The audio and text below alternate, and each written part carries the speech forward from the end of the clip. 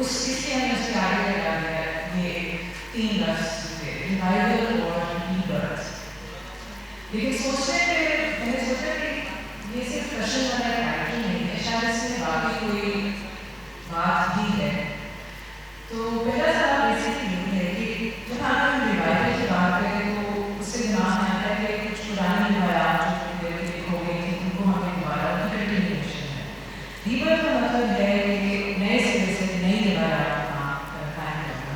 तो आपके नज़दीक ये जो अभी देख रहे हैं पाकिस्तानी सिनेमा में कुछ ना कुछ तो हलचल हो रही है, इज इट अ रिवाइवल और इज इट अ रीबर्थ? मेरे ख्याल से मैं इसको रीइनकार्नेशन कहूँगा, क्योंकि ये दूसरा जन्म है। Not I don't believe in revival. अगर हम रिवाइवल की बात करेंगे तो हमें वही वाला सिनेमा रिवाइव करना पड़ेगा जो ख़त्म हो चुका है। तो आई थिंक हमें पिछला सारा भूल जाना चाहिए और हमें जो है वो नई सोच के साथ जो है वो, जो कि बहुत ही क्लीशे वर्ड है नई सोच, बट नई सोच के साथ जो आगे बढ़ना है। तो मेरे लिए ये रीइनकार्नेशन है या रीबर्थ कह लें आप इसको। सो मैं उस तरह से सोचता हूँ इस चीज़ को लेकर। I think revival Pakistani cinema industry का हुआ है। सिनेमा इंडस्ट्री यानी कि जो थिएटर हॉल्स आप देखते हैं उनका रिवाइवल हुआ है। बाकी हमें नया सिनेमा बनाना है, आप उसको जो मर्ज़ी कहें, उसमें आप पुरानी रवायतें भी साथ लेके चलें। अगर आपको वो सही नहीं लगती थी तो आप नई रवायतें डाल लें और वो कुछ अरसे बाद फल फूल जाएंगी।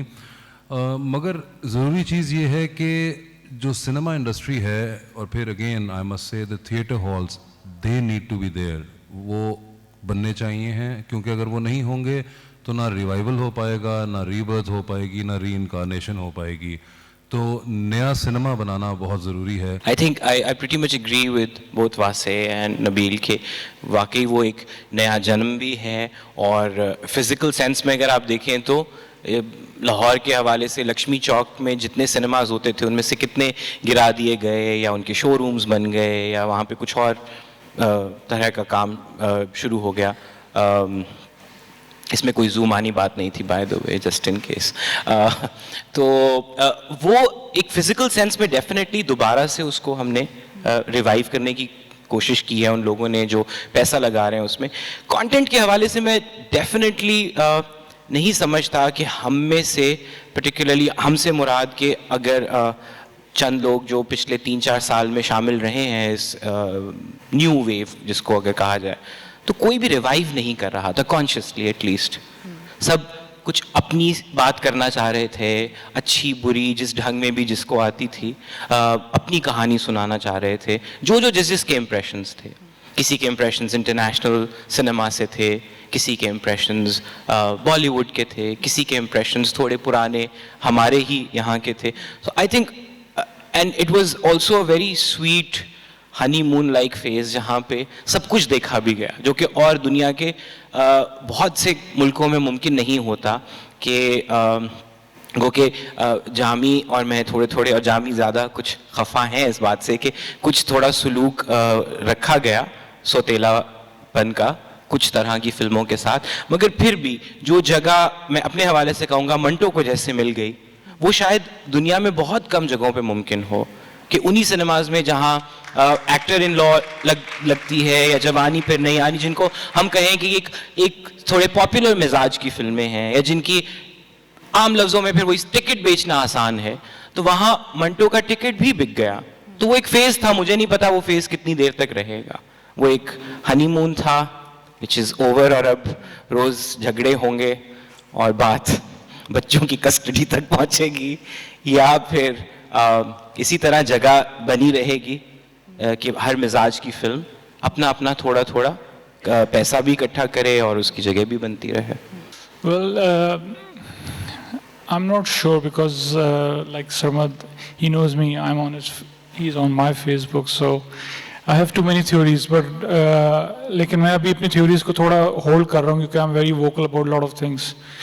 इसको rebirth कह लें या reincarnation या revival कह लें। अगर rebirth है तो ये बच्चा illegitimate है अभी तक, ये इसको इंडस्ट्री नहीं मान रही है, गवर्नमेंट आपकी। और अगर रिवाइव किया है तो उसको अभी कैंसर है इस पेशेंट को, क्योंकि अभी शायद रिवाइव हुआ है, वो शायद उठ के बैठा भी नहीं है। अगर रीइंकार्नेशन तो आई डोंट नो क्या कर्मा है हमारा उसका, तो आई डोंट नो। तो अगर मैं सरमद की बात करता हूँ तो एक चीज़ मुझे बिल्कुल सही समझ में आई, क्योंकि ये सही तरह बोलते हैं।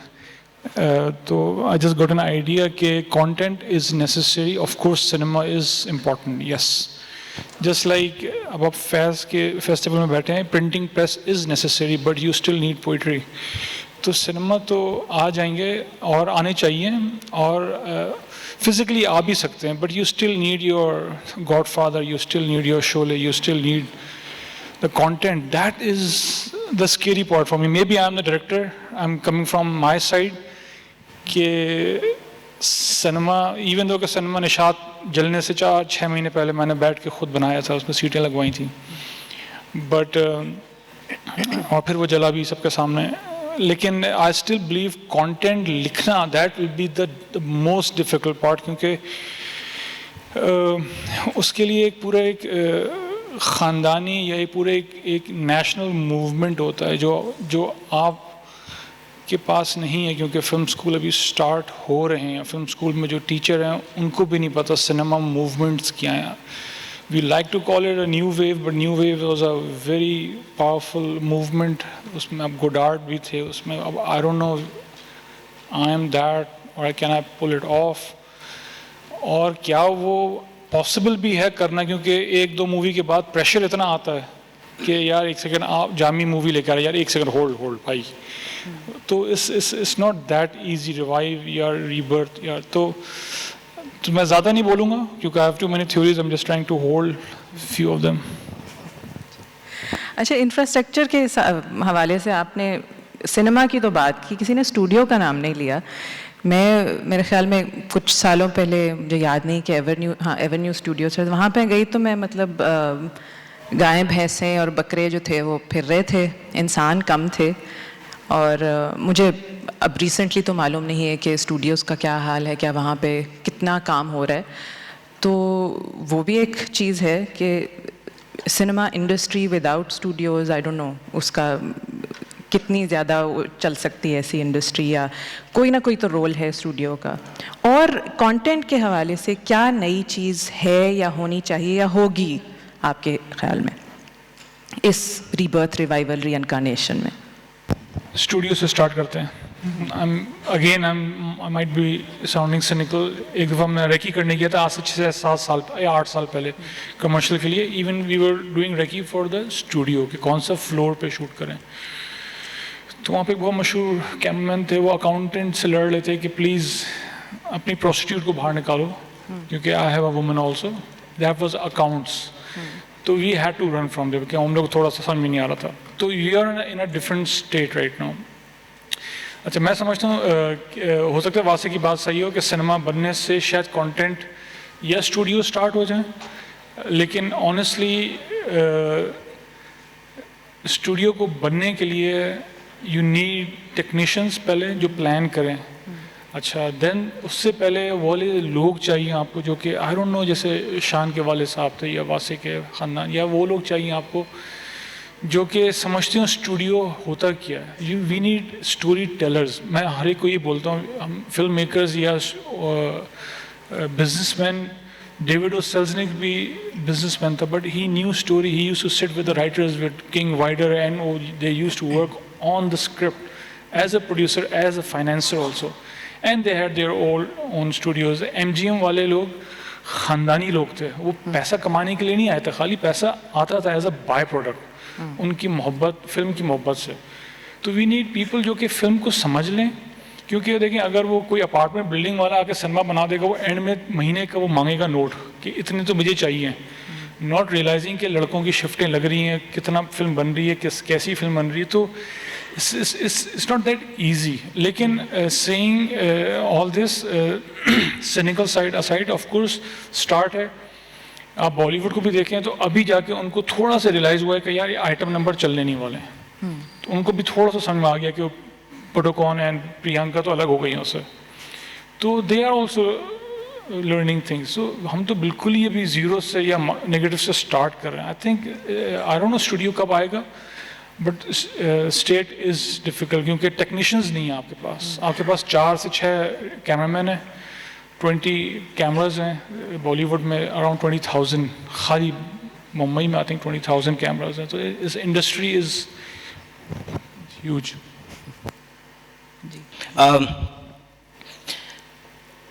कुछ चीज़ें मुझे लगता है एज अ प्रैक्टिशनर आप देखते हैं और कुछ चीज़ें एज अ ड्रीमर आप देखते हैं हमेशा। तो मुझे ये लगता है कि हमारे यहाँ इस वक्त दोनों ही चीज़ों में एक कन्फ्यूजन की, मखमसे की कैफियत है। बहुत सी सतहों पे मैं बहुत खुश हूँ कि ये इंडस्ट्री नहीं बनी, क्योंकि जब इंडस्ट्री बनती है और जब स्टूडियो सिस्टम आता है उसके बहुत से तकाजे आएंगे, उसके बहुत से और तरह की उसमें कबाहतें आ जाएंगी। और चूंकि वही एक सिस्टम ऐसा था जिसकी इजारादारी थी, जो बुरा था, जो गंदा था, जो सिर्फ एक ऑडियंस को केटर करता था, जो एक मिजाज की फिल्म बनाता था, तो ये जो पूरी अब whatever has happened, उसमें उससे निजात एक बहुत बड़ा अनसेड किस्म का अचीवमेंट है। हम माने या ना माने, हम उसको ग्लोरीफाई करें एज क्लासिक या ना करें। हम में से कुछ लोग उसमें से कुछ चीज़ों को पसंद भी करते थे, एडमायर भी करते थे, उनसे सीखा भी है, मगर मेजरली अब एक ऐसी ऑडियंस फिल्म देखने जाती है जो उस वक्त नहीं देखने जाती थी। उनको इख्तलाफ था, वो जोक ही था कि खेत में औरत नाचती है और आदमी गंडासा पकड़ता है और 6 गाने होते हैं और कम कपड़े होते हैं और बारिश होती है और शायरी बुरी होती है। तो मैं कह रहा हूँ वो सब चीज़ें एक सिस्टम से ही निकल के आ रही थी। तब तो स्टूडियो बड़े बाकायदगी से चल रहे थे और एक नहीं 4-5 स्टूडियोज थे, सिस्टम भी था, अच्छा बुरा जैसा भी। सो आई थिंक वो जो एक निजात हासिल हुई है, मुझे नहीं लगता कि वापस हम उस तरफ फ़ौरन जा सकते हैं। और दूसरा, बाकी दुनिया में बहुत से ऐसे और मॉडल्स हमें नज़र आए हैं जो सक्सेसफुल भी हुए, जिनमें ज़रूरी नहीं है कि आप सिर्फ उस सिस्टम के साथ ही कुछ बदलाव ला सकते हैं।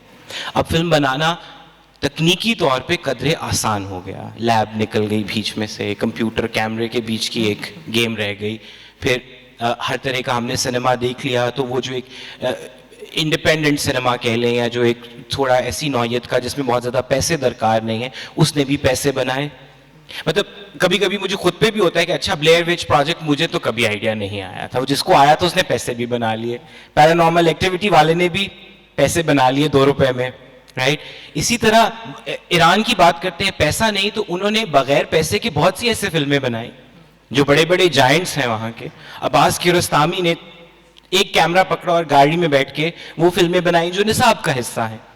सो मुझे ये लगता है कि हाँ, इस वक्त शायद हम सबको बहुत सा गुस्सा पीना, बहुत सा गुस्सा थूक देना कहीं किसी ऐसी जगह पे जिससे किसी के ऊपर ना गिरे थूक, तो वो थूक के सबको वो करते रहना चाहिए जो हम कर रहे हैं। इंडस्ट्री डेफिनेटली बनेगी, मगर इंडस्ट्री के हवाले से वही लोग खेलेंगे उस गेम को जिनके पास पैसा है। और मुझे उस वक्त से बहुत खौफ आता है। जामी ने कहा, सेल्ज़निक की मिसाल दी, तो मैं तो उस दिन से बड़ा डरता हूँ जब प्रोड्यूसर कहानी में ज़्यादा शामिल होने क्योंकि मुझे बहुत से प्रोड्यूसर से बहुत खौफ आता है इस हवाले से कि वो कहानी जब रूल करने लग गए तो फिर शायद हम जैसी भी कहानियाँ सुना रहे हैं, अपनी कहानियाँ सुनाए। नबील एक्टर इन लॉ में बिलीव करता है तो इसीलिए उसमें एक जेन्युइनिटी और ऑनेस्टी आती है। वासी के लिखने के अंदाज में एक अपनी जो बर्जस्तगी या अपना जो वो है स्टाइल, वो इसीलिए रिटेन कर पा रहा है बिकॉज ही फील्स फ्री। तो I don't know if we really need that studio system. I don't. नहीं, आई एग्री विद सरमद। देखिए, जो जामी ने कहा वो एक तो मुझे लगता है अब स्टूडियो सिस्टम इतना प्रिवेल उस तरह नहीं करता जिस तरह पहले करता था, क्योंकि ना हम उतना शूट कर रहे हैं स्टूडियो में। आप इनकी फिल्म भी देख लें, कोई गाने का सेट होगा या बहुत कोई एक मेजर सेट हो वो लगेगा, वरना रियल लोकेशन शूटिंग ज़्यादा हो रही है।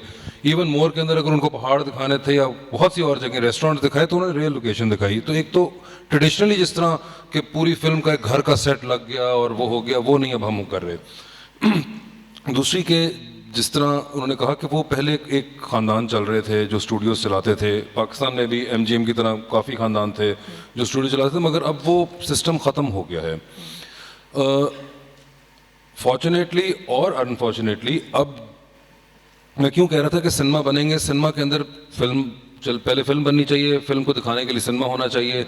जब ये सब चीज़ पैसा कमाना शुरू कर देगी तो इवेंचुअली जो लोग इस वक्त सिनेमा इंडस्ट्री के अंदर पैसे, सिनेमा बनाने में पैसे लगा रहे हैं, उनमें से हो सकता है कोई एक बिजनेसमैन और उठेगा और वो कहेगा कि चलो मैं अब एक स्टूडियो भी यहाँ पाकिस्तान में एक लैब ले आता हूँ। क्योंकि आप एक चीज़ रियलाइज़ करें, इस वक्त जो पाकिस्तान के अंदर टॉप सिनेमाज हैं, जो आप लोग भी जिस तरह जानते होंगे, अल्हम्दुलिल्लाह उनको बनाने वालों में से किसी एक का ताल्लुक भी सिनेमा इंडस्ट्री से नहीं है। कोई कंस्ट्रक्शन करता था पहले तो उसने सिनेमा बना लिया है, कोई सियासत करता था उसने सिनेमा बना लिया है, तो माशाल्लाह इस वक्त सिर्फ बिजनेस हो रहा है। तो इसलिए उनसे मैं और कुछ एक्सपेक्ट नहीं करता, वो यही कर दें काफ़ी है, दूसरे वाला काम हम संभाल लेंगे। मगर खुदारा जो पैसा उन्होंने कमाया हुआ है, जैसे भी कमाया हुआ है, उससे वो अगर सिनेमा बना रहे हैं तो उनको बनाने दें, हमारा भी कोई फ़ायदा होना चाहिए, चाहे जैसे मर्जी वो पैसा आया। सो अब यही होगा, चाहे स्टूडियो भी कोई इसी तरह एक बंदा उठेगा, वो एक दिन सोचेगा कि यार मैंने ये जो 20 करोड़ रुपए के इस बार फाइलें लेनी है DHA में, इससे बेहतर है कि यार एक लैब ले आता हूँ। क्या है ज़रा फिजिबिलिटी बनाना, कोई उसको फिजिबिलिटी बना कर देगा, वो कोई गैम्बलर किस्म का बिजनेसमैन होगा जो कहेगा चलो यार खेल लेते हैं, जुआ देखा जाएगा। I am okay with that, as long as it helps in making a cinema, and when the cinemas are going to be there, all these young filmmakers, people like us will get to make a film and present it, because frankly मैंने 2013 में पहली film जब की, मैं हूँ शाहिद आफरीदी, और मैंने 1998 में काम शुरू किया। मैंने 15 साल सिर्फ एक सिनेमा इंडस्ट्री को नीचे आते हुए देखा है, और उसके बाद बीच में 7-8 साल एक बिल्कुल लल पीरियड था, और मैं सिर्फ ये सोचता था कि यार कभी ऐसा वक्त आएगा कि हम फिल्म बना सकें। तो अब वो वक्त आ गया है, तो मैं चाहूँगा कि जितना मैं फ़ाइट कर सकता हूँ उस वक्त के लिए, और जब तक वो वक्त रहे वो रहे, वरना फिर वापस मैं वही कर रहा हूँ जो मैं पहले कर रहा था। मोर और लेस तो सबने जो कहा है मैं एग्री करता हूँ। और बाकी बाय फ्लोर आपका by studio you mean that कि film production house is like not like floor जिस पे हम शूट करते हैं, या आपका मकसद था कि दोनों चीज़ें? दोनों चीज़ें ठीक है। तो फ्लोर्स तो देखिए, अगर हमारी कोई ऐसी आपकी सोच है कि गवर्नमेंट कुछ सपोर्ट कर देगी, तो I don't believe in that. हम अपनी मदद, आप काम करने वाली कौम है, सारी चीज़ें ऐसे ही करते आए हैं, तो उनसे तो बिल्कुल भी कोई एक्सपेक्टेशन है नहीं। तो स्टूडियोज़ काफ़ी ख़त्म हो गए। हम लोग अभी कराची में भी जो हैं वो प्रॉपर स्टूडियोज़ नहीं है, 1-2 कॉटन शेड्स हैं जहाँ पे हम लोग सेट लगा के शूटिंग करते हैं। और उसके अलावा जो रही बात सिनेमास की, आई कम्प्लीटली एग्री विद वासे कि सिनेमास जब बनेंगे ज़्यादा तो हमें ज़्यादा फिल्में बनाने का मौका मिलेगा, इंडस्ट्री ग्रो करेगी इवेंचुअली, और हम फिल्में बनाते जाएंगे तो इंडस्ट्री ग्रो करती जाएगी। ये आई थिंक सबसे बेसिक पॉइंट है। तो आप फिल्में बनाते जाएंगे, इंडस्ट्री बनती जाएगी। इसमें कोई इतनी रॉकेट साइंस नहीं है कि हम ऐसा करें या वैसा करें, सिंपल इज़ दैट। और कंटेंट के हिसाब से is there something that we can identify कि ये चीज़ नई होगी या कम से कम नए सिरे से होगी? क्योंकि वैसे अगर स्टूडेंट्स, अगर अपने स्टूडेंट्स वगैरह से मैं बात करूं, या जनरली कभी कोई पाकिस्तानी सिनेमा के ऊपर डिस्कशन होती है, तो एक पॉइंट हमेशा कोई ना कोई छेड़ता है कि हाँ लेकिन वही नहीं ना करना जो बॉलीवुड कर रहा है। तो जो कि ठीक है, सही बात है, लेकिन फिर करना क्या है जो कि बॉलीवुड नहीं है? एक तो If that is an issue. मुझे समझ में नहीं आता कि व्हाट इज़ बॉलीवुड और what is Pakistani cinema. I don't know the difference between them, because we speak same language. हम एक जैसे कपड़े पहनते हैं, ऑलमोस्ट एक जैसी शक्लें हैं, थोड़े से खूबसूरत होंगे उनसे, मगर ऑलमोस्ट वैसे ही हैं, ठीक है ना? तो हमें डिफरेंट होने का इतना शौक क्यों है? क्यों हमें डिफरेंट होना है? हम लोग जो ओनली चीज़ अगर डिफरेंट कर सकते हैं वो है हमारी स्टोरी, दैट इज़ इट। क्योंकि हमारे पास बहुत सारी ऐसी कहानियाँ हैं, इतने अर्से से सिनेमा बना ही नहीं है, कहने के लिए बहुत कुछ है, तो हम अपनी कहानी से चीज़ें बनाएं। बाकी रही बात कि अब जस्ट टू बी डिफरेंट, मैं अपनी फिल्म में जो है वो सबको अजीब से कपड़े पहनाना शुरू कर दूं, क्योंकि नहीं यार इंडियन ऐसे पहनते हैं तो हम ऐसे पहन लें, आप टी शर्ट उल्टी पहन लें क्योंकि उन्होंने सीधी पहनी हुई है। तो ये स्टूपिड बात है, ये तो बहस ही मुझे बकवास लगती है। दूसरी वही बात, सबसे पॉपुलर जो बहस रहती है वो रहती है आइटम नंबर। अब आइटम नंबर हमारी फिल्मों में, पाकिस्तानी में भी कब से चल रहे हैं। अभी वासे और मैं बात कर रहे थे, इन्होंने मुझे बताया वासे की बहुत नॉलेज है सिनेमा को लेके पाकिस्तान के हवाले से, तो तब से गाने चल रहे हैं। और एक बात आप डिसाइड कर लें कि dance is an art form, ठीक है ना? तो एकदम से जब वो फिल्म के अंदर अगर थोड़े से रिवीलिंग कपड़े पहन के डांस करना शुरू करती है तो आप लोगों का एकदम से इस्लाम जो है वो जाग जाता है, ठीक है? हम लोग देखते हैं, सब लोग हैं आइटम नंबर, ठीक है, बेशक छुप के देखें, अकेले देखें, साथ बैठ के अस्तगफिरुल्लाह भी बोलेंगे, तो हम लोग इतने हिपोक्रेट क्यों हैं? ठीक है, अब मैं आपको इसका बड़ा एक सिंपल एग्जांपल देता हूँ। मैंने पहली फिल्म बनाई नामालूम अफराद, ठीक है। अच्छा, उसके अंदर एक आइटम नंबर था, ठीक है, जिसको मैं डांस नंबर कहता था, लेकिन क्योंकि आइटम नंबर एक पॉपुलर टर्म है तो उसको आइटम नंबर कह दिया गया, ठीक है। तो बहुत सारे लोगों को ऐसा लगता है कि वो फिल्म इसलिए हिट हुई क्योंकि उसके अंदर आइटम नंबर था। अच्छा जी, अगर ऐसी बात है तो मेरे ख्याल से इंडियन हर फिल्म के अंदर आइटम नंबर होता है। सारी फिल्में सुपर डुपर हिट होनी चाहिए, सब 100 करोड़ का बिजनेस करनी चाहिए। इनफैक्ट मेरे बाद भी बहुत सारी फिल्में आई, उसके अंदर आइटम नंबर था, बट फिल्म पूरी तरीके से फ्लॉप हुई। तो मैंने कुछ कहा नहीं उस सिलसिले में कभी भी, किसी भी न्यूज़पेपर में। इसमें मैंने क्या किया कि जब मैं अपनी दूसरी फिल्म बना रहा था, एक्टर इन लॉ, मैंने उसके अंदर आइटम नंबर नहीं डाला। There is no revealing clothes in it और any kind of dance number, and still it made more than नामालूम अफराद। So I proved it by making another film rather than फालतू की बहस कि नहीं ये होना चाहिए नहीं होना चाहिए। मेरा दिल था, मैं चाहता था कि मैं एक अच्छा आइटम नंबर बनाऊं ताकि जब हमारे यहाँ कोई अवार्ड शोज हो तो हमारे पास नाचने के लिए अपना गाना हो, ठीक है। सही है, क्योंकि हम लोग हमेशा फिर किसी दूसरे मुल्क का गाना लेके नाच रहे होते हैं। तो मैंने कम से कम इंडस्ट्री को एक गाना दे दिया, ठीक है, कि आप ये गाना लें और अवार्ड्स में नाचें, ठीक है। तो दूसरी फिल्म मैंने बनाई, इसके अंदर आइटम नंबर नहीं है। अब मैं भी मैं तीसरी बनाऊं, मेरा दिल करेगा मैं बनाऊंगा। तो खूबसूरती क्या है, क्योंकि हम एक सो कॉल्ड डेमोक्रेटिक कंट्री हैं, इसी तरह हम चारों फिल्म मेकर्स का या बाकी को भी पूरा राइट है कि हम जिस तरह की फिल्म बनाना चाहते हैं उस तरह की बनाएं। एक दूसरे को प्रीच मत करें, एक दूसरे का सिनेमा देखें ज़रूर, ठीक है। ज़रूरी नहीं है मैं जिस तरह का सिनेमा देखना पसंद करता हूँ मैं बनाऊँ भी उसी तरह का, ठीक है। मैं बनाना किसी और तरीके का सिनेमा पसंद करता हूँ या मैं किसी और तरीके की स्टोरी टेलिंग करना चाहता हूँ। तो कंटेंट के हवाले से मैं ये बोलूँगा कि आपका जैसा दिल कर रहा है वैसा बनाएं। इवेंचुअली ऑडियंस है, सिनेमा बहुत मेरिट बेस्ड काम है, आप उल्लू नहीं बना सकते यहाँ पे किसी को। आपने फिल्म लगानी है, ऑडियंस आके देखेगी, उसको अच्छी लगेगी, वो ताली बजाएगी, नहीं लगेगी वो जाके गालियाँ देगी, that's it, simple. Thank you. देखें, पहले चीज़ तो ये मीरा कि बॉलीवुड जब आप लोग कहते हैं तो बॉलीवुड क्या मतलब, थोड़ा सा ये कोई बड़ा जनरल है। मैं नहीं कहती। मतलब ये जो भी लोग ये यूज़ करते हैं, देखें वो स्टोरी टेलिंग स्टाइल होगा, ठीक है, उसमें लिप सिंकिंग गाने होंगे, ठीक है। ये बॉलीवुड, आई एम गेसिंग कि ये एट्रीब्यूट इस चीज़ से करते हैं। फिर जिस तरह उन्होंने कहा आइटम नंबर होगा, तो पहली बात तो ये जो मैं क्लियर करता चलूँ कि जिस तरह पाकिस्तानी फिल्मों के अंदर स्टोरी टेलिंग की जाती है, ये बॉलीवुड में बहुत दफ़ा दोहरा चुका हूँ, ये बॉलीवुड नहीं है, ये आप लोगों का स्टाइल है। 1948 के अंदर नासिर खान साहब जो कि पहले पाकिस्तानी फिल्म के हीरो थे, जब वो गाने पे लिप सिंक कर रहे थे तो उस वक्त कौन सा बॉलीवुड था। और ये तकरीबन 2600 रिलीज्ड फीचर फिल्मों के अंदर पिछले 70 साल के अंदर हुआ है। वहीद मुराद साहब जिनके गानों के ऊपर आप लोग बड़े आराम से कोको कोरीना करते हैं, वो मेरी फूफो के लिए नहीं गा रहे थे, वो पाकिस्तानी फिल्मों के अंदर गाना किया गया था 1960s के अंदर। संतोष कुमार, सबिया खानम जी, नैयर सुल्ताना, जिनके गाने आप बड़े मज़े से गाते हैं, वो सब गाने एज इट इज़ गाए गए थे, वो बॉलीवुड नहीं था। सो एक चीज़ क्लियर कर लें, जो हम कर रहे हैं वो बॉलीवुड नहीं है, ये हमारा भी उतना ही हिस्सा है। हुआ क्या है कि पिछले 2003 से लेके तकरीबन 2013 तक के दरमियान पाकिस्तानी फिल्म इंडस्ट्री बहुत एक निचली सतह पे हमारी प्रोडक्शन चली गई थी, जिसके दरमियान में सिर्फ 2 फिल्में आई जो कि नामवर थी, खुदा के लिए और बोल। उसके अंदर इस किस्म की सिंकिंग नहीं थी, जिसकी वजह से जो नई जनरेशन एक बच्चों की जो पिछले 10 साल में देखा, उन्होंने समझा कि शायद हमारा स्टाइल ये है। तो हमारा स्टाइल वो भी हो सकता है, मगर हमारा बहुत बड़ा स्टाइल जो है वो ये लिप सिंकिंग, गाने, पेड़ों के गिर्द गाना, पहाड़ों में से रोल करते हुए नीचे आ जाना, ये सब है। हमारे पास 2500 फिल्म पड़ी हुई है ये करते हुए, हमारे सुपरस्टार्स इस चीज़ में रहे हैं। तो एक तो ये चीज़ क्लियर कर लें। बात रही आइटम नंबर की, अब मैं आपको आइटम नंबर में भी एक चीज़ बता चलूँ कि आइटम नंबर एक 21st सेंचुरी का डिसेंट नाम है जो कि बॉलीवुड ने अपने उन डांसेस को दिया, जो कि 2001-2002 में पहली दफ़ा नमूदार हुआ।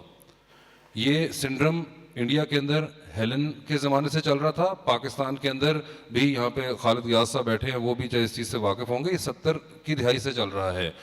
90 के अंदर इसी आइटम नंबर को पाकिस्तानी फिल्मों के अंदर गंदा गाने का नाम दिया गया था जी। और मैं गंदे गाने की भी डेफिनेशन आपको बता दूं, ये वो गाना होता था जो कि सेंसर प्रिंट करवाने के बाद शाम को जाके सिनेमा में उसका फीता जोड़ा जाता था और उसके बाद वो सिनेमा ऑडियंस के लिए चलाया जाता था, ठीक है। तो इंडियंस ने सिर्फ क्या किया, क्योंकि जहाँ पे 21st सेंचुरी में बहुत ज़्यादा कॉर्पोरेट और सब कुछ कूल हो गया था, जहाँ पे Y2K का सीन चल रहा था, तो उन्होंने कहा कि अब ये हम इसको गंदा गाना तो नहीं कह सकते, तो अब हम इसको एक नया नाम देंगे इस सेंचुरी के लिए, जो कि होगा आइटम नंबर। तो hence the term item number went up. Otherwise ये बहुत देर की चीज़ चल रही है। आपने जिस तरह इन्होंने कहा, हम लोगों ने मैंने एक फिल्म लिखी थी, मैं हूँ शायद अफरीदी, उसके अंदर एक गाना डाला, मुझे बड़ा इख्तिलाफ था उस गाने से। मतीरा का गाना था और मेरा वो जो शक था उस गाने के बारे में वो बिल्कुल सही साबित हुआ जब वो फिल्म चली, कि वो गाना फिल्म के पहले 5 मिनट में आता था, लोग पहले 10 मिनट के बाद आते थे। तो अगली एक बार कर लिया प्रोडक्शन हाउस, प्रोड्यूसर्स ने, उनका शौक पूरा हो गया जो भी उनके जहन में था। अगली फिल्म हमने बनाई तो उसके अंदर हमने मतीरा को चांस नहीं दिया, उसके अंदर हम खुद लड़के उतर गए अंदर, और हमने कहा कि उससे बेहतर है कि हम खुद ये काम कर लेते हैं, कम करेंगे मगर काम चल जाएगा, फिल्म भी चल गई। सो आई एग्री विद हिम कि देयर इज नो कोई लाजमी चीज़ नहीं है हो, जिस किसी का शौक था या कोई वजह जो भी थी, कर लिया, ख़त्म होगी बात। तो प्लीज़ मगर ये चीज़ क्लियर कर लें कि ये जो हम कर रहे हैं ये बॉलीवुड नहीं है, ये आप लोग हैं, या आपके वालिदैन ने यही फिल्में देखी हैं, आपके दादाओं ने भी यही फिल्म देखी है, और हम भी सिर्फ वही टाइप की स्टोरी टेलिंग कर रहे हैं। दोनों लड़के बड़ी गंदी बातें करते हैं ये जो है ना। Again I think the problem or the situation is not as सीधा सादा as we might want to present it like. फिर वही बात, एक चीज़ है जो आप चाहते हैं करना और एक चीज़ है जो होती है। तो एक इब्ने आदम की चाहत होती है और एक चाहत होती है जो अवाम की होती है। तो उसमें बड़ा फ़र्क आ जाता है। अब मैं मेन स्ट्रीम की बात जब भी आती है तो टेलीविज़न में भी मेन स्ट्रीम का एक मिजाज है जो आपका आर्ट्स एंड ड्रामा बनता है। आप उससे ज़रा सा इधर उधर हट के कुछ करने की कोशिश करते हैं, कभी चलता है कभी नहीं चलता, मगर बेशतर औकात वो एक रिस्क होता है। सिनेमा में भी हिंदुस्तान को देख लें, पाकिस्तान को देख लें, हमारी तारीख़ देख लें, मतलब ये वो मुल्क है जहाँ पे फैज़ की लिखी हुई फिल्म नहीं चली थी, राइट? ये वो मुल्क है। अब अगेन इसके बाद तो मैं ख्याल उस किस्से को मैं मज़ीद नहीं डिस्कस करना चाहता। तो जहाँ पे इस किस्म के अलमिए हैं तो वहाँ पे आपको ये समझना है कि कोई ना कोई अनासर ऐसे हैं जो इस मेन स्टेज के ऊपर चीज़ों को रखते हैं, मगर क्या फिर वो माशरा ये तय कर लेता है कि हम फैज़ की फ़िल्म बनाएंगे ही नहीं? उसको बनाने के लिए आपको जगह भी बनानी होगी, आपको पैसा भी निकालना होगा, उसमें फंड्स भी चाहिए होंगे, सरकारी भी, फिलैंथ्रोपिक भी। हिंदुस्तान में गुलजार की फिल्में बहुत अरसे तक बहुत से फिलैंथ्रोपिक लोग फाइनेंस करते थे, उधर उनका फिल्म डेस्क होता था, NFDC जो था वो सपोर्ट करता था। तो एक मिजाज की चीज़ मेन स्ट्रीम में शामिल होने के लिए आई थिंक बहुत से और इर्तकाई अनासर बीच में शामिल हैं, जिसमें तालीम है, जिसमें एक्सपोजर है, जिसमें लोगों की बुनियादी एक ट्रेनिंग है जो कि नहीं हुई भी।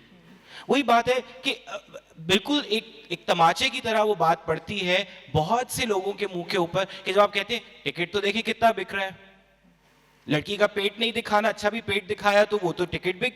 अब मैं कह रहा हूँ, मैं उन सब लोगों को भी जाके फिर उसी तरह जैसे वो अगर किसी के मुंह पे तमाचा मारते हैं कि आपकी फिल्म इसलिए नहीं देख रहे कि उसमें मजा नहीं आ रहा, तो फिर जिनको मजा आ रहा है उनको भी तो जाके सवाल करना चाहिए ना मुझे कि उनको मजा क्यों आ रहा है। तो एक बड़ी पेचीदा सी सिचुएशन हो, कह रहा हूँ, तो वो एक बहस है जो कि हमेशा चलती रहेगी। कुछ चीज़ें हैं जो हमारी ख्वाहिश है कि हम एक ढंग से करें, एक तरीके से करें। बॉलीवुड वाली बात से मैं तकरीबन मुत्तफ़िक इसलिए हूँ कि हाँ, वो बरे सग़ीर का मिजाज था, वो सिर्फ फिल्म से नहीं, वो थिएटर से चला था। वो आगा हशर काश्मीरी तक भी बात पहुँचती है, लिखने के हवाले से, सॉन्ग एंड डांस के हवाले से। आप उसकी एक बड़ी पुरानी तारीख़ है। तो हम जहाँ खड़े हैं, बात सिर्फ ज़िम्मेदारी की आती है।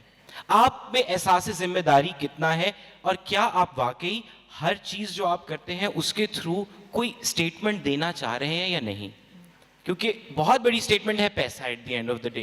माजरत के साथ जो फिल्म चलती है वो पैसे के बलबूते पे चलती है और उससे बड़ी कोई स्टेटमेंट नहीं होती, क्योंकि उस मिजाज की फिल्म दोबारा बन जाएगी, आसानी से बन जाएगी।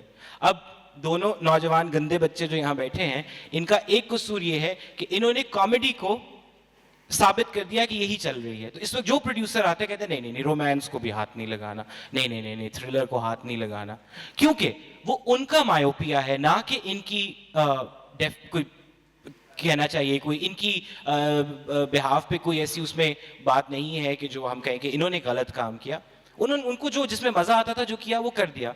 वो मायोपिया उनके बिहाफ पे है जो सिनेमा रन करते हैं, जो सिनेमा को फाइनेंस करते हैं, कि उन लोगों ने अब ये तय करना है कि वो थोड़ा आंखें खोल के जिगरे से कुछ रिस्क लेंगे या नहीं लेंगे। So let it be Bollywood. I am saying yes, it is unnatural, it is unnatural. मतलब वो आज जाने की जिद ना करो, जब चलाते हैं फिल्में मेरा दिल चाहता है मैं आग लगा दूं जाके उनको लेके। But they would also, so it's very mutual. They don't probably, we don't see it, but a lot of us has already seeped into where they are right now. वो बच्चा बस ये है कि वो फर्स्ट आ गया है, हम फर्स्ट नहीं आए बहुत अरसे से, तो अब हमें अगर फर्स्ट आना है तो हमें ये देखना है कि जिस तरीके से वो बच्चा ट्यूशन लेके फर्स्ट आया है, हमें वो ट्यूशन लेना है कि नहीं लेना। There is another way. It could be slower. We could go the Iranian route, of course. We could go the French route, as Jami said. I mean, but again, अब क्या इस वक्त गोदाख की ज़रूरत है, क्या सत्यजीत रे की ज़रूरत है, या राजकुमार हिरानी की ज़रूरत है, who I think is a modern day intellectual. So it is, I think, a very weird situation where अभी वही है कि आपको पैसा भी चाहिए दवा ख़रीदने के लिए और साथ साथ उसकी थेरेपी भी करनी है, तो अब वही तय करना है कि हमारे यहाँ थेरेपी में कितना टाइम हम लगाएंगे और दवा कितनी खिलाएंगे उसको। So that's how I feel about it.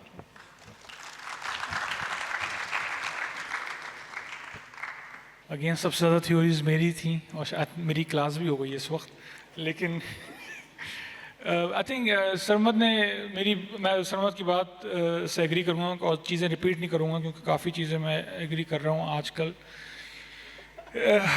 पैसा खुदा है and that is the way it is, और इसको गलत या सही मैं नहीं कहूँगा। आज काफ़ी दफ़ा मैंने बिल्ली पे अटैक किया, ये अटैक मुझ पे ही था, लेकिन मेरा पॉइंट हमेशा से वही था कि ये बिल्ली के बगैर भी नाम अफराद बेहतर फिल्म है, और वो इन्हीं ने खुद प्रूव किया एक्टर इन लॉ से कि वो बिल्ली के बगैर चल रही है। That was my point. खैर अच्छा, एंड अगर आप एक चीज़ को, और मैं ये नहीं कह रहा कि आप बॉलीवुड ना करें, या वो एक नेचुरल प्रोसेस है जो वासे कह रहे हैं, वो जाएगा उस तरफ जहाँ पैसा है। This is the way world works. And Sarmad ने बिल्कुल सही बात बोली है कि मैं चाहे कुछ बोलता रहा हूँ, उससे पहले भी हज़ारों सालों से डिस्कशन हुआ है कि थिएटर करें, शेक्सपियर करें या आइटम नंबर करें या वॉटेवर। लेकिन एक चीज़ है कि आप अगेन वही बात, आप करना क्या चाहते हैं। मुझसे नहीं हो पाएगा तो शायद मैं गैंग्स ऑफ वसेपुर कर रहा हूँगा, तो वो भी एक कमर्शियल फिल्म है। लेकिन एक चीज़ इवेंचुअली लॉन्ग रन में समझने की ज़रूरत है। आप फ्रेंच फिल्मों को, चले फ्रेंच को तो अमूमन लोग बहुत आर्टी कहते हैं, आप ब्रिटिश फिल्मों को लें, ब्रिटिश में कोई वुड नहीं लगा हुआ, आप उनको ब्रिटिश सिनेमा कहते हैं। जितने जो पैसे के पीछे गिरा है, जिसको मैं कहूँगा गिरना, सबके एंड में वुड लगा हुआ है। सिंपल सी बात है, चाहे वो DC हो, चाहे वो मार्वल हो, इस वक्त वो फंसे हुए हैं अपने आइटम नंबर में, चाहे क्योंकि अब उनकी जो मेजर सिनेमा मूवमेंट थी, जिसको आप गॉडफादर कह लें, फ्रांसिस फोर्ड कपोला एक साइड पे बैठा हुआ है, और इनके पास सैम मेंडेस जैसे लोग साइड पे बैठे हुए हैं, और वो खुदाएँ हैं सिनेमा के। उनको फिल्में नहीं मिल रही हैं क्योंकि सिनेमा अब सिर्फ पैसे की वजह से चलाया जा रहा है। दैट इज़ वेरी स्केरी कि आपको किंग स्पीच मिल जाएगी इंग्लैंड से, लेकिन अमेरिका से मिलना बहुत मुश्किल हो गया। तो आपको अभी डिसाइड करना पड़ेगा क्या वो सिनेमा चलता है थोड़ा साथ में, कि आप ढंग की फिल्म, ढंग की या वॉट एवर डिफरेंट टाइप की फिल्में जैसे किंग स्पीच है, या आप जो ब्रिटिश सिनेमा देखते हैं वो भी साथ सरवाइव कर पाएगा। बात अब इसकी, बात ये नहीं कि बॉलीवुड गलत है या अच्छा है, वो तो होना है। सनी लियोन से आप आगे नहीं निकल सकते, मुझे छोड़ दें, सबको छोड़ दें। कैप्री में सब खुश होते हैं, ठीक है ना, सिनेमा में। तो that is the reality. My only point is long run में आपको देखना होगा कि आज, ऑफ कोर्स आज नहीं, कल भी पैसे की ज़रूरत होगी इंडस्ट्री को, हमेशा ज़रूरत होगी। कब्रिस्तान को भी ज़रूरत होती है। वो बंदा बोलता है धंधा मंदा है, that means he wants business, somebody has to die. तो वी हैव टू अंडरस्टैंड कि सिनेमा को ट्रीट किस तरह करना है। ऑफ कोर्स पैसे, जब आपका प्रोड्यूसर एक दफ़ा 100 करोड़ का आदी हो जाएगा तो वो 150 करोड़ का घर बनाएगा, अब उसको 200 करोड़ चाहिए। तो इंडस्ट्री को तो हमेशा पैसा चाहिए, तो वो एक साइड बंद ना हो जाए। मेरा खाली अगेन वही पॉइंट था जिस पर कह रहा था कि शायद मैं थोड़ा नाराज़ हूँ। मुझे 11 बजे का शो सुबह नहीं चाहिए, मुझे 4 बजे के बाद का शो चाहिए, एक एटलीस्ट एक show. That's all I am asking. मैं ये नहीं कह रहा कि बिल्ली को बंद कर दें, जो करना है करें, लेकिन एक शो सीरियस फिल्म के लिए होना चाहिए। दुनिया में हर जगह आर्ट हाउस एक शो देता है, that's all, there has to be some kind of balance. छोटी सी सब एक चीज़ वही अभी जामी की बात पे कि हाँ पूरी दुनिया में जो जिसको आर्ट हाउस करार दे दिया जाता है, जो इंडी टाइप का होता है, उसके लिए अलहदा जगह बना दी जाती है, उसकी मेन स्ट्रीम में जगह नहीं होती। हमारे यहाँ एक सबसे बड़ा कन्फ्यूजन इस वक्त ये भी है कि वो जगह नहीं है क्योंकि मेन स्ट्रीम की जगह भी अब रिवाइव हुई है। तो वो इस अभी जब मैं मंटो के साथ ट्रैवल मैंने किया और मैं हिंदुस्तान भी गया और अमेरिका भी गया और दीगर जगहों पे भी, तो हिंदुस्तान में आप देखें तो लंच बॉक्स जैसे आई थिंक नक्कादों के हवाले से भी और आवाम के हवाले से भी बड़ी पसंद की गई। I met the producer and she said कि नहीं, इसकी जगह नहीं है हिंदुस्तान में, मुझे स्ट्रगल करनी पड़ती है लंच बॉक्स को थिएटर में लगाने के लिए। मैं डायस्पोरा के लिए बनाती हूँ, मैं इसको बाहर फेस्टिवल्स के लिए बनाती हूँ। उसकी एक और तो वही कि वो चूंकि पैरेलल का मतलब तो वही है ना, जो चीज़ साथ साथ चल रही होती है। तो जब एक मेन स्ट्रीम चल रहा है तो साथ में फिर लंच बॉक्स भी बन जाती है, गैंग्स ऑफ वसेपुर भी बनती है। बट मसला ज़्यादा यही हो रहा है आई थिंक, उस नाराज़गी का भी, गुस्से का भी, जो हर फ्रंट से आ रहा है कि अभी चीज़ें बहुत नई हैं। तो मेन स्ट्रीम जब थोड़ा सा ज़रा सेटल हो जाएगा फिर आई थिंक पैरेलल स्ट्रीम भी इसी तरह बन जाएगा। फिर शायद अगर 11 बजे का शो भी होगा तो आई एम श्योर तब तक एक अवाम या एक ऑडियंस बन चुकी होगी 11 बजे वाले शो के लिए। और एक छोटी सी चीज़ और ये कि जो भी हम कर रहे हैं सिर्फ उसमें कन्विक्शन और ऑनेस्टी बहुत ज़रूरी है। एक चीज़ जिससे मुझे ज़रूर इख्तलाफ है कि मेन स्ट्रीम के नाम पे भी जब आप कोई चीज़ ठोंसते हैं, हमारे एक्टरों को फॉर एग्जांपल कुछ तरह की एक्टिंग नहीं करनी आती, पीरियड, कुछ तरह के कपड़े पहनने नहीं आते, पीरियड, कुछ तरह का डांस करना नहीं आता। तो जब वो भांडे अंदाज में होता है तो वो बुरा लगता है। वही बात है कि एक चीज अगर जच रही है आंखों में तो वो बुरी नहीं लगेगी, वो उसी फ्लो में अगर निकल गई है तो निकल गई। लेकिन अगर आपने ठोंसा है या आपने जबरदस्ती कपड़े उतारे गए हैं सिर्फ सीन को अच्छा करने के लिए, वो हमेशा it will always stick out. और वो चीज है जिसको मैं वाकई दोबारा ओन नहीं करना चाहता। That is what caused that whole sort of repulsion towards a certain kind of cinema जो हमारे यहाँ था, which became the major cause, कि जिसमें वो वल्गैरिटी थी, फिजिकल सेंस ऑफ वल्गैरिटी, उसको किसी तरह से भी, हाँ ये जरूर मैं चाहता हूं कि हाँ वो वाला एक कोड जरूर बनना चाहिए कि कोई सेंस ऑफ रिस्पॉन्सिबिलिटी आप होल्ड करें। सिर्फ टिकट के नाम पे आप ये नहीं कर सकते कि हाँ अब जो बिक रहा है मैं वो बनाऊंगा, वो बहुत जरूरी है। और मेरा ख्याल है हम में से कोई भी नहीं चाहता कि हम इतनी गैर जिम्मेदारी के साथ काम करें। अभी आपने कुछ लफ्ज़ इस्तेमाल किए, arty, parallel, mainstream, commercial etcetera. तो मेरे नज़दीक तो ये थोड़े से आर्टिफिशियली क्रिएटेड डिविजन्स हैं। हो सकता है प्रैक्टिकल सेंस में वाकई एग्जिस्ट करते होंगे। अभी कुछ महीनों पहले जब मूर आई थी तो I am on a Facebook page जिसमें जामी भी हैं, तो मैंने वहाँ जाके थोड़ी सी रैंट की थी कि 2-3 दिन हुए थे फिल्म रिलीज़ हुए और सिनेमा में ढूंढना मुश्किल हो गया कि कौन से सिनेमा में लगी है, कितने बजे लगी है। कई सिनेमा में 2-3 दिन के बाद ही शायद उन्होंने फ़ारिग कर दी थी। तो बहरहाल एक सिनेमा था, उसमें लगी हुई थी, रात का शो था, जाके देखी, मुझे बहुत पसंद आई।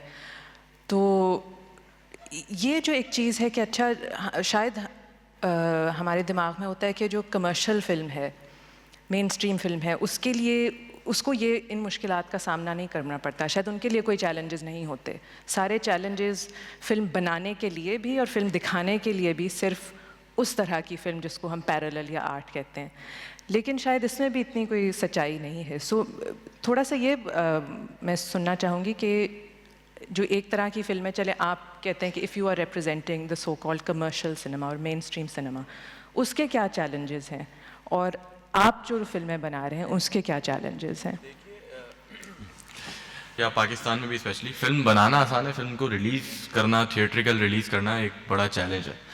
अब आप चाहे आर्ट हाउस फिल्म कह लें या कमर्शियल सिनेमा कह लें या पॉपुलर सिनेमा कह लें, मुझे लगता है कि फिल्म में दम होता है ना तो वो अपने ऊपर चलती है। बड़ा सिंपल बात है। मेरा एक्सपीरियंस दोनों फिल्मों के साथ यही रहा है, क्योंकि हमने बहुत मेन स्ट्रीम शदीद मसाला फिल्मों को भी बुरे तरीके से फ्लॉप होते हुए देखा है कि एक शो के बाद गायब है फिल्में, ठीक है ना। और बहुत सारी आर्ट मूवीज़ हैं जिनको हमने बहुत सारे चलते हुए देखा है, चाहे वो पाकिस्तानी फिल्म ले लें, आर्ट मूवी कह लें। दूसरी चीज़ ये है कि मुझे ये डिस्क्रिमिनेशन समझ में नहीं आता। जो चीज़ सिनेमा में लग रही है ना और बिक रही है वो आर्ट नहीं है। जब कोई चीज़ बिकने के लिए आ गई ना तो फिर आप उसको आर्ट वार्ट ना बोलें, मुझे ऐसा लगता है, ठीक है। और दूसरी बात ये रही कि जैसे लंच बॉक्स की उन्होंने मिसाल दी कि मुझे ये लगता है कि पाकिस्तानी फिल्म मेकर्स जो थोड़ा सा आर्ट हाउस फिल्म बनाना चाहते हैं या पैरेलल फिल्म बनाना चाहते हैं, उसका एक सर्टेन तरीका है जो मैंने देखा है दुनिया भर में लोग किस तरह क्या करते हैं कि बड़े बड़े फेस्टिवल्स में भेजते हैं उन फिल्म्स को, वो बड़े बड़े अवार्ड्स लेती हैं वहाँ पे, वो क्या कहते हैं वो फेदर वाले लग जाते हैं ना DVD पे, क्रिटिकल, हाँ वो कुछ लग जाता है जिससे होता है कि बहुत कोई फिल्म बहुत ज़बरदस्त है तो पे। तो क्या होता है कि उससे जो एक सर्टेन नीश है जो आर्ट हाउस फिल्म देखती है उनको भी पता लग जाता है कि ठीक है ये फिल्म बहुत सारे अवार्ड जीत रही है और लोग उसको पसंद कर रहे हैं, तो वो लोग उस फिल्म के लिए तैयार होते हैं, एंटिसिपेट कर रहे होते हैं कि फिल्म देखने के लिए जाना चाहिए। तो मुझे लगता है कि आर्ट हाउस फिल्म्स को या पैरेलल फिल्म्स को उस तरह का रूट अपनाना चाहिए। हमारे यहाँ अभी तक जितनी भी फिल्म्स आई हैं आर्ट हाउस या पैरेलल, उन्होंने ये वाला रूट नहीं अपनाया। वो पहले थिएट्रिकल रिलीज हुई हैं और बाद में फेस्टिवल्स में गई हैं। तो मे बी अगर मैं कभी कोई आर्ट फिल्म बनाऊंगा, जो कि मुश्किल है, पता नहीं, मुझे आता ही नहीं है, तो मैं शायद यही वाला रूट अपनाऊंगा कि मैं जो हूँ वो वहाँ जाऊँगा पहले फेस्टिवल्स में, वहाँ पे जाके अल्लाह करे कुछ अवार्ड जीत जाऊँ वहाँ पर, तो फिर जो है वो सिनेमा में भी आऊँगा। लेकिन रही बात ये कि अच्छा मुझे काफ़ी अफसोस भी होता है, हम जो फिल्म बना रहे हैं कमर्शियल या पॉपुलर, वो आर्ट नहीं है क्या भाई? क्या डांस आर्ट नहीं है? तो उस फिल्म को आर्ट बोलते थे, हमें ऐसे कमर्शियल पैसे के पीछे पागल फिल्म मेकर्स बोलते थे। खैर बहरहाल कोई बात नहीं। तो बात ये दूसरी मैं ये बोलूँगा कि मैं आपको एक इंटरेस्टिंग ऐसी बात बता रहा हूँ, आई डोंट नो इसका आपके सवाल से ताल्लुक है या नहीं है। 2013 में शाहिद आफरीदी रिलीज हुई, राइट? अच्छा, उससे पहले वार आ चुकी थी, उसके बाद आई, हाँ वार उसके बाद आई, और उससे पहले अब्बासी की बात जो थी जिसमें वो कह रहे थे कि हम लोग को जब बड़े हुए तो हमने सबसे पहले खुदा के लिए एक पहली पाकिस्तानी अच्छी फिल्म देखी, I love that film, I love Shoaib साहब वर्क, ठीक है, जो मेरे लिहाज से कंटेंट वाइज सुपर फिल्म है, कंटेंट वाइज, ठीक है ना। बहुत बड़ा ही फाइन बैलेंस है आर्ट और एंड कॉमर्स का, अगर आप कहेंगे तो, कि उसके अंदर यानी कि वो क्लासेस की भी फिल्म है, मासिस की भी फिल्म है। अच्छा, 2013 में जब हम नामालूम अफराद बना रहे थे, तो सच अल्लाह की कसम खा रहा हूँ, मैं खुदा को हाजिर नाजिर जानकर बोल रहा हूँ, मैंने कभी भी ये सोचा नहीं था कि ये फिल्म जो है ना बॉक्स ऑफिस पे छतें फाड़ देगी। और ये मैं सिर्फ इसलिए बना रहा हूँ कि ये एक पॉपुलर या मुझे फार्मूला फिल्म लग रही है। फार्मूला का तो कुछ पता ही नहीं था, ज़िंदगी में पहली बार मैं कुछ लिख रहा था, ठीक है, हमने तो कुछ लिखा भी नहीं था उससे पहले, तो सिर्फ गट के साथ जाते हुए फिल्म बना रहे थे, ठीक है। और उसको आप, ठीक है, वो मैंने जिस तरह से उस फिल्म को रैप अराउंड किया है वो बहुत कमर्शियल वे में किया है, बट उसके अंदर इट्स अ डार्क कॉमेडी। अगर आप नामालूम अफराद को देखेंगे, मैं उसमें हड़तालों की बात कर रहा हूँ, ठीक है, और बहुत जिस तरह से हम लोग इनसेंसिटिव हो चुके हैं, वो उस चीज़ की बात कर रहा हूँ। बट कहने का मकसद ये है कि हम लोगों ने जब वो फिल्म बनाई, कोई भी नहीं जानता था, फिल्म आई, फिल्म हिट हो गई। इनफैक्ट फिल्म जब आ रही थी तो जामी भाई की फिल्म O21 आ रही थी। मार्केट का ट्रेंड मैं आपको बता रहा हूँ, O21 का ट्रेंड हाई था क्योंकि उससे पिछले साल वार रिलीज हो चुकी थी, शान वॉज अगेन सुपरस्टार, और सब लोग हमें बोल रहे थे कि आपकी फिल्म चाहे जितनी भी अच्छी हो, शान तो आपको उड़ा के फेंक देगा, ठीक है ना। I was totally believed in my content, मुझे पता था मैंने क्या फिल्म बनाई है। आई वॉज लाइक ठीक है, मैंने कभी किसी सिनेमा ओनर को या किसी डिस्ट्रीब्यूटर को फ़ोन करके नहीं बोला आज तक ज़िंदगी में कि यार मेरे शोज़ बढ़ा दें, क्योंकि ये मेरिट का काम है। अगर आपकी फिल्म अच्छी होगी, सिनेमा वाला का बाप भी नहीं चाहेगा कि मैं अपना नुकसान करूं, क्योंकि बहुत ब्रूटल बिजनेस है ये, ठीक है। सिनेमा वाले, जैसे उन्होंने भाषण में बताया कि ये लोग सब बिजनेस ओरिएंटेड लोग हैं, ये मेरे फूफी के बच्चे नहीं है कि मेरी फिल्म आ रही है कि चलो यार मैं आपको ज़्यादा शोज़ दे दूँ, ठीक है। उनका थोड़ा सा इस तरह का माइंडसेट जरूर होगा कि जिस फिल्म का ट्रेलर देख के, अब वो भी उनका अपना माइंडसेट है कि वो खुद ही जज करते हैं कि यार ठीक है ये पॉपुलर ट्रेंड की फिल्म लग रही है, इसको मैं ये वाला शो दे दूंगा, ये मुझे इसमें कुछ मुझे मज़ा नहीं आ रहा तो इसको मैं ये दे दूंगा। बट अगर फिल्म बिजनेस उठाएगी तो उसके शोज इंक्रीज कर देंगे। तो दुनिया भर में आई थिंक इसी तरह होता है कि अगर आपकी फिल्म अच्छी चल रही होती है तो सबको पैसे कमाने, वो आपको ज़्यादा शोज देते हैं, ठीक है। नहीं चल रही होती तो नहीं चलाते, तो सिंपल इज दैट। आपकी फिल्म में दम होगा तो फिल्म चलेगी, चाहे वो आर्ट हाउस हो, चाहे वो कमर्शियल हो, चाहे वो आइटम नंबर के साथ हो, उसके बगैर हो। नहीं, I totally agree with him, because देखें मैं, क्योंकि मेरा बैकग्राउंड रहा है सिनेमा इंडस्ट्री से, सिनेमा रनिंग, जो सिनेमा चलाने वाले लोगों से, तो सिनेमा हमेशा फिल्म की डिमांड के मुताबिक गेज करता है उसके शोज़। हमारे लिए भी उतना ही मुश्किल होता है जितना कि जामी के लिए शायद हो। एज अ फिल्म मैं बात कर रहा हूँ, फिल्म बनाने वाला, कि हमें भी उसी तरह अगर 4 फिल्में आ जाएं, मतलब एक बड़ी सिंपल सी एग्जांपल दे देता हूँ कि पिछली 2 ईदों के ऊपर सलमान खान की फिल्म आ जाती है, तो जो पाकिस्तानी फिल्म बना के बैठे हुए तो उनको अजाब पड़ जाता है। मतलब हम यकीन करें, आधा साल पूरा साल बल्कि हम फिल्म बनाते हैं और साथ उसके हम दुआ ये कर रहे होते हैं कि या अल्लाह हमारी फिल्म अच्छी बने ना बने, सलमान खान की फिल्म ना आए। तो ये पिछले 2 साल जिन लोगों ने छोटी ईद पे फिल्में रिलीज़ की हैं, बजरंगी भाईजान या वो दंगल के, ये सॉरी वो जो सुल्तान के साथ, ये वो जान सकते हैं इसका कर्ब कि कितना मुश्किल होता है उनके लिए भी शोज़ लेना। बिकॉज एक ज़ाहिरी बात है, सलमान खान एक बड़ा स्टार है, उसकी एक ज़्यादा व्यूअरशिप है, आप लोग जाते हैं सारे जाके सलमान खान को देखना शुरू कर देते हैं, तो सिनेमा वाले उस वक्त हमें भी सेकंड पे ले जाते हैं टेयर पे। No but it's a fact, you see it's a reality, I can't beat that. एक सलमान खान का एक 30 साल का कनेक्शन है इन लोगों से, उसकी फिल्म 33 करोड़ रुपए का बिजनेस कर गई पाकिस्तान के अंदर। किसने देखी वो फिल्म? आप सब लोगों ने देखी। तो यू नो एक विच इज ओके, मगर उसके साथ साथ जो दूसरी पाकिस्तानी फिल्म उस दिन पर रिलीज हुई थी वो भी 23-24 करोड़ कर गई। मगर अब वो अगर दूसरी फिल्म वाला ये अगर ये इस बात पे पीटे कि जो पाकिस्तानी फिल्म वाला था कि मैं यार मुझे क्यों नहीं आपने दिया सलमान खान, तो भैया अब उनके पास सलमान खान है, मैं क्या करूं? वो इंतजार करें जब तक फवाद खान सलमान खान बन जाएगा। तो सिनेमा सिंपल मैथ्स है, आपकी फिल्म के अंदर अगर डिमांड आना शुरू हो गई तो वो सिनेमा वाला यकीन करें मेरा 2 शो इंतजार नहीं करेगा और वो स्विच कर जाएगा। और ये मैं आपको अपने ख़ानदान के पिछले 80 साल के एक्सपीरियंस से बता रहा हूँ कि सिंपल डिमांड की बात है। एक पेस्ट्री ज़्यादा बिकना शुरू होगी तो यकीन करें वो जो बेकरी वाला है वो पेस्ट्री ऊपर लाके उसको डिस्प्ले पे ऊपर ले आएगा और जो नई कम बिक रही है उसको नीचे ले जाएगा। Simple is that.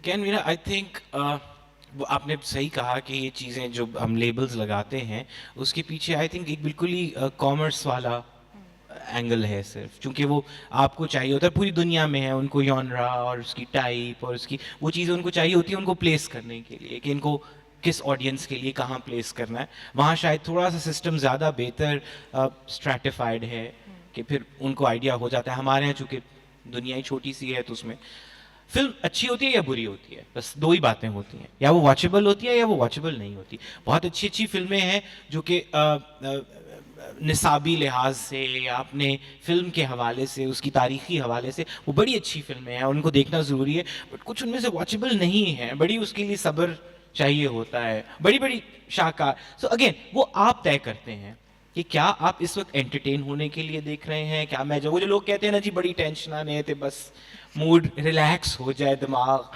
अगर आप उससे जा रहे हैं तो डेफिनेटली आपको एक और तरह का सिनेमा चाहिए। अगर आप एक सिनेमा को as cinema as an art form, मतलब जिस तरह गैलरीज में आप पूरी दुनिया में देख लें, म्यूजियम्स के अंदर एक तरह के लोग जाते हैं, म्यूजियम्स में शायद थोड़े ज़्यादा, आर्ट गैलरीज के अंदर कुछ एक तरह के लोग जाते हैं। तो सिनेमा में भी मेरा ख्याल है वो मिजाज के हवाले से लोग जाएंगे।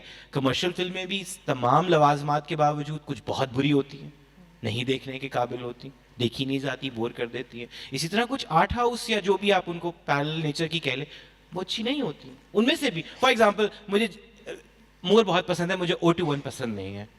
आई thought Shahid Afridi, I couldn't sit through it, I love watching Jawaani Phir. So within that also हो सकता है। सो वो हमें ज़रूर देखना है कि आप जब एक चीज़ को उसका एक सर्टेन फंक्शन दिमाग में रख के उसको एड्रेस करें, ना कि वही एक ऑक्टोपस की तरह 8 के 8 या पता नहीं 12 कितने होते हैं उसके टेंटिकल्स, वो जितने भी होते हैं कि वो सारे आप नहीं उसके ऊपर एक वक्त में लगा सकते। इसका बिजनेस भी अच्छा होना चाहिए, ये इंटेलेक्चुअली भी मुझे चैलेंज करे, ये भी करे, ये भी करे, फिर तो वही होगा कि बेटा बाहर जाके ग्राउंड में खेल लें आप, तो इससे बेहतर है।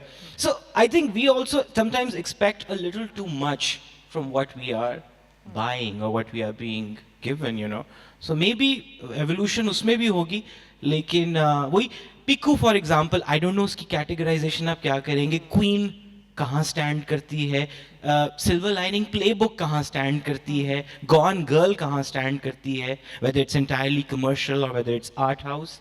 अब वो ये कि हाँ उनका जो कमर्शियल है वो कि स्पाइडरमैन और मार्वल की फिल्में हैं, तो यकीनन मुझे उस मेन स्ट्रीम से भी इख्तलाफ है। अगर मेन स्ट्रीम सिर्फ वो है जो करण जौहर बना रहा है या जो I don't know, well, just name another director quickly. Rajkumar Hirani, I still think Rajkumar Hirani finds a fine balance somewhere. Rohit Shetty doesn't at all. Rohit Shetty is unforgivable. Sorry. अमूमन लोग मुझे कहते हैं मैं रोहित शेट्टी से मिलता हूँ, तो मैं तो अभी इस वक्त एग्जैक्टली सी अच्छा, I don't know, I don't know somehow बात मोर पे आ जाती है. Let's dissect मोर, क्योंकि अगर फिल्म मेकिंग की बात हो रही है. Unfortunately मैं डेविड लीन का फ़ैन था, तो मैं पढ़ता रहा कि वो 5 साल में बना के निकलते थे फिल्में. तो I don't know why unconsciously वो मैंने मोर को स्लो किया उसको, या आई डोंट नो व्हाई वो बनी 5 साल में. खैर वो 2011 के जनवरी में स्टार्ट हुई थी, थिंकिंग कि इंडस्ट्री को 5 साल और लगेंगे जागने में, नेवर रियलाइजिंग कि बीच में वार आ गई. तो इसलिए डिस्कशन ज़्यादा हो रहा है. अल्लाह की कसम दोबारा नहीं बनाऊंगा मोर. एंड इसीलिए डाउनवर्ड डॉग रोक दी है. Why? No, that's very unfair. Okay. It's not easy to put 6 crore from your own pockets. It's not that simple. कि आप 5 साल में बनाए. और ये मैं ये नहीं कह रहा कि मैं मोर नहीं बनाऊंगा. माय होल पॉइंट इज़ कि मैं इंडस्ट्री को देख के बनाऊंगा. ऑफ कोर्स मुझे ज़िंदगी भर इख्तलाफ रहेगा, चाहे आप कुछ कह लें. मैं औरत को नंगा नहीं कर पाऊंगा, ठीक है, तो मैं वुड में ही रहूंगा.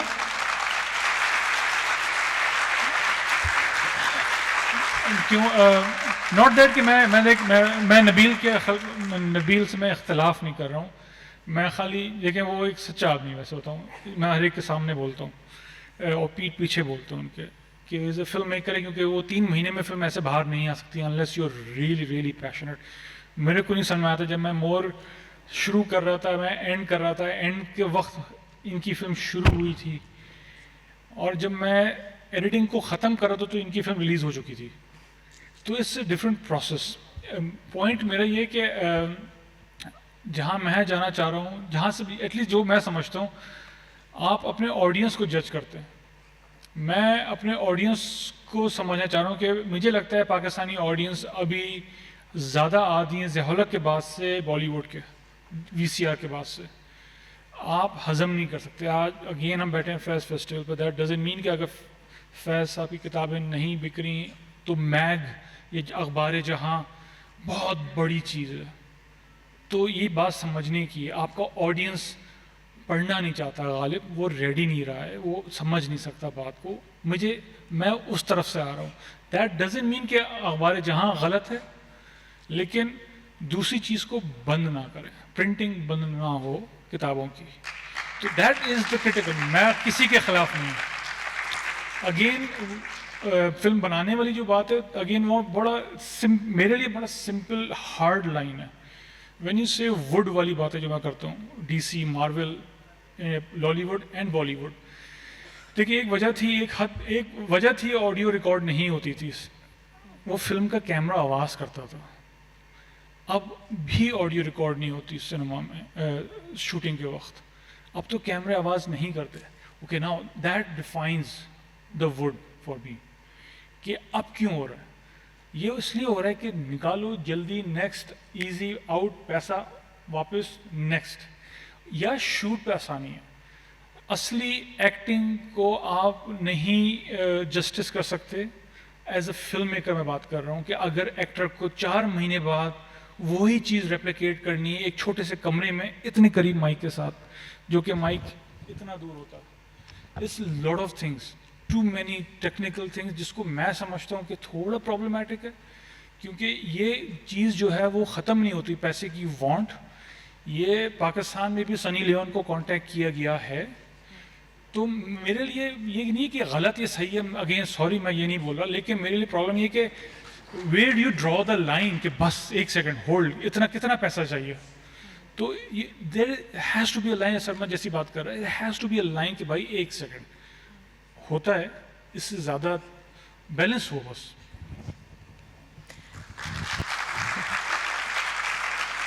और यहाँ पे अब हमारे पास वक्त ख़त्म हो गया, तो सेशन ख़त्म करते हैं. अगर आप लोग चाहें तो आपस में कुश्ती कर सकते हैं अब, ये दोनों और आप दोनों बेशक. तो आप लोगों का भी बहुत शुक्रिया, और हमारे गेस्ट का बहुत बहुत शुक्रिया कि वो आए और हमें वक्त दिया. Thank you.